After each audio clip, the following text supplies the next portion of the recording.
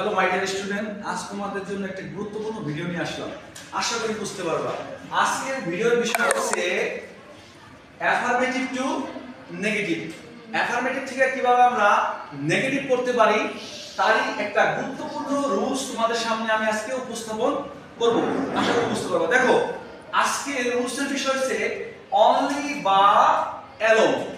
যদি অ্যাফারমেটিভ সেন্টেন্সে অনলি বা অ্যালোন থাকে তাহলে কিভাবে আমরা সেটাকে নেগেটিভ করতে পারি।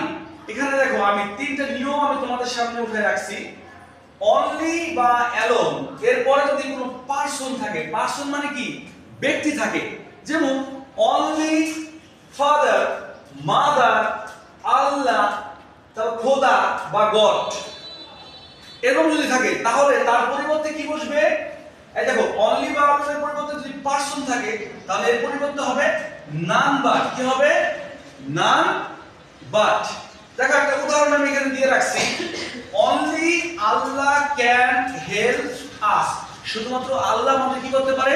সাহায্য করতে পারে। তাহলে আল্লাহ, অনলি আগে কি আছে? অনলি পরে কি আছে? আল্লাহ আছে। তাহলে এই আল্লাহ কি ব্যক্তি না বস্তু? ব্যক্তি। তাহলে এটার পরিবর্তে আমরা কি বসাবো বলতো? নান বাট বসাবো। দেখো, তাহলে এটা যদি সমাধান করি তাহলে কি হয়? অনলি পরিবর্তে কি বসাবো? None but Allah can help us. আশা করি বুঝতে পারছো। এবার দেখো, অনলির আরেকটা নিয়ম দেখো।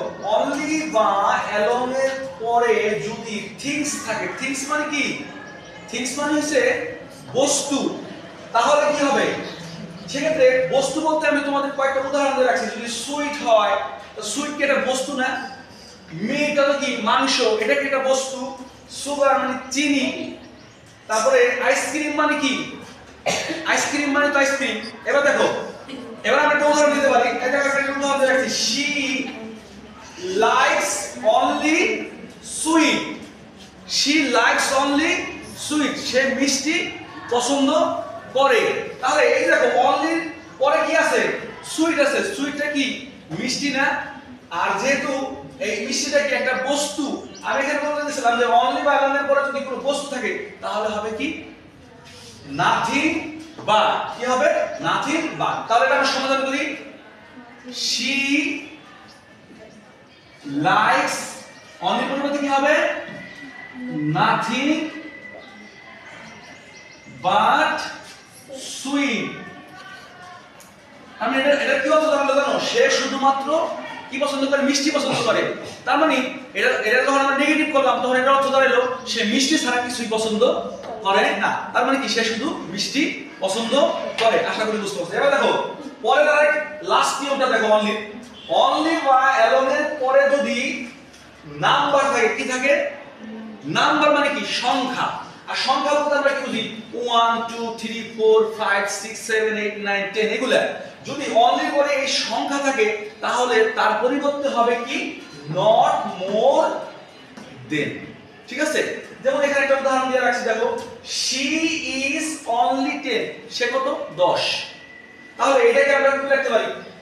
শি ইজ, আর অনলির পরিবর্তে কি লিখব? Not more than. Not more than 10। Okay? তাহলে এর অর্থটা এবার বলি, বাংলা অর্থটা বলি। She is only 10। সে শুধুমাত্র কত? 10। আর এটাকে যদি আমি নেগেটিভ স্টাইলে বলি তাহলে কি হবে? সে, তার বয়স 10 এর বেশি নয়। অর্থ কি ঠিক হইলো? একটা আমি অ্যাফারমেটিভ মোডে বললাম, আরেকটা আমি কি মোডে বললাম বলো তো? নেগেটিভ মোডে বললাম। বুঝতে পারছো? আশা করি বুঝতে পারছো। কিন্তু অর্থ কিন্তু ঠিক হইলো। এটাই বলা হয় কি? চেঞ্জিং। আশা করি তোমরা বুঝতে পারছো। ধন্যবাদ সবাইকে।